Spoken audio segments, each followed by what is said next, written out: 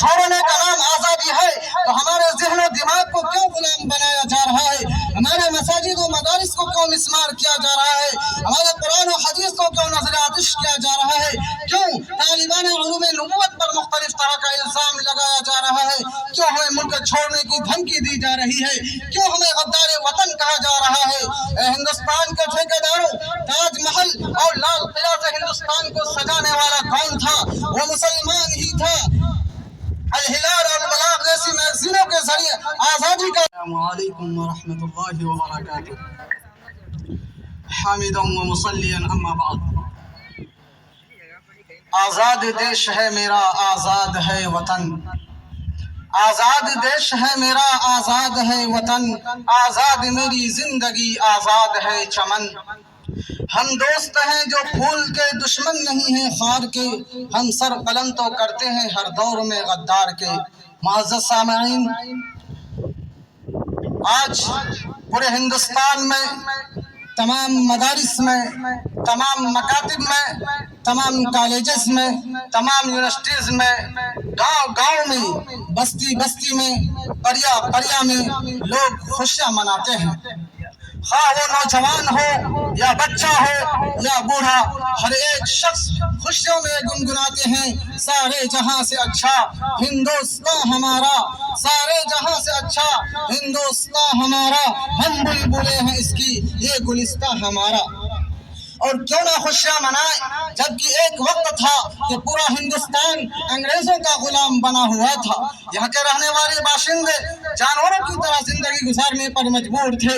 نہ انہیں کھانا نصیب ہوتا تھا، نہ پانی، یہاں تک کہ انہیں تمام حقوق سے محروم کر دیا گیا تھا، حتیٰ کہ شوہر کو بیوی سے الگ، ماں کو بیٹی سے جدا، باپ کو بیٹے سے جدا کر دیا گیا تھا۔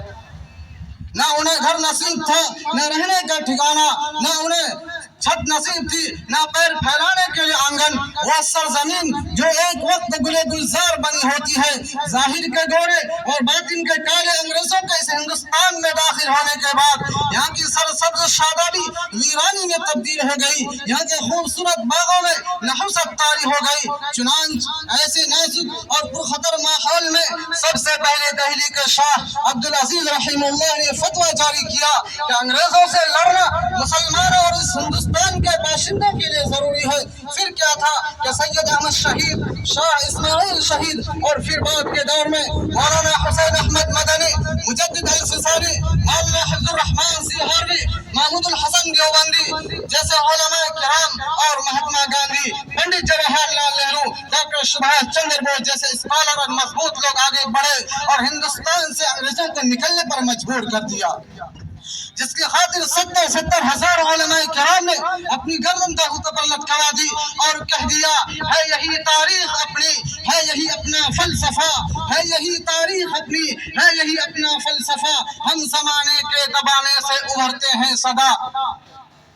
دوستو، آزاد دھرتی، آزاد دھرتی کی ہر چیز آزاد، سمندر آزاد، سمندر کی ہر چیز آزاد، دریا آزاد، دریا کی ہر چیز آزاد، یہاں کے مرد آزاد، یہاں کی عورتیں آزاد، یہاں کے بچے آزاد، یہاں کی بچیاں آزاد۔ لیکن اے مسلمانوں، یہ آزادی ہے یا خواب؟ میں پوچھنا چاہتا ہوں، اگر انگریزوں کے اس ہندوستان کے چھوڑنے کا نام آزادی ہے تو ہمارے ذہن و دماغ کو کیوں غلام بنایا جا رہا ہے؟ ہمارے مساجد و مدارس کو کیوں مسمار کیا جا رہا ہے؟ ہمارے قرآن و حدیث کو کیوں نظر آتش کیا جا رہا ہے؟ کیوں طالبان علوم نبوت پر مختلف طرح کا الزام لگایا جا رہا ہے؟ کیوں ہمیں ملک چھوڑنے کی دھمکی دی جا رہی ہے؟ کیوں ہمیں غدار وطن کہا جا رہا ہے؟ اے ہندوستان کے ٹھیکیداروں، تاج محل اور لال قلعہ سے ہندوستان کو سجانے والا کون تھا؟ وہ مسلمان ہی تھا۔ الہلال اور البلاغ جیسی میگزینوں کے ذریعے آزادی کا اصول پھونکنے والا کون تھا؟ وہ مسلمان ہی تھا۔ قطب مینار اور بھول بھلیاں جیسی عظیم المثال کے عمارتوں کے ذریعے اس ہندوستان کو خوبصورت بنانے والا کون تھا؟ وہ مسلمان ہی تھا۔ وہ کون تھا جس نے انگریزوں کو مخاطب کرتے ہوئے کہا تھا گیدڑ کی 100 برس کی زندگی شیر کی ایک دن کی زندگی بہتر ہے؟ وہ مسلمان ہی تھا۔ جب گلستہ کو خو کی ضرورت پڑی، جب گلستہ کو خو کی ضرورت پڑی، سب سے پہلے ہی گردن ہماری کٹی۔ اب کہتے ہیں ہم سے یہ اہل چمن، یہ چمن ہے ہمارا تمہارا نہیں۔ اے لوگو، جس گلستہ کو ہم نے خون تھا آج اسی گلستہ سے ہمیں نکالنے کی سازش کی جا رہی ہے. جس گلستہ کی خاطر ہماری مائیں بیوہ ہوئی تھی آج اسی گلستہ کے لیے ہمیں اجنبی بتایا جا رہا ہے. اے ہندوستان کے ٹھیکیداروں کان کھول کر سن لو, یہ ملک ہمارا تھا, ہمارا ہے, ہمارا رہے گا. یہاں کی سرزمین ہماری تھی, ہماری ہے اور ہماری رہے گی. ہمیں اس سے محبت تھی, محبت ہے اور محبت رہے گی. ہم تمہاری دھمکیوں سے خوف کھا سکتے نہیں, ہم تمہاری دھمکیوں سے خوف کھا سکتے نہیں. ظلم کے آگے ہم اپنا سر جھکا سکتے نہیں. دوستو یہ ملک ایک سیکولر ملک ہے. یہاں پر ہندو, مسلم, سکھ, عیسائی اپنے مذہب میں, اپنے دین میں, اپنے عبادات میں آزاد ہے. لہذا یہاں پر اگر ایک طرف مندر کی حفاظت کی جائے تو وہیں دوسری مسجد کو بھی تحفظ ملنا چاہیے. تب جا کر یہ ملک پوری دنیا کے لیے آئیڈیل اور مثال راہ ثابت ہو سکتا ہے. نہ سمجھو گے تو مٹ جاؤ گے ہندوستان والو, نہ سمجھو گے تو مٹ جاؤ گے ہندوستان والو.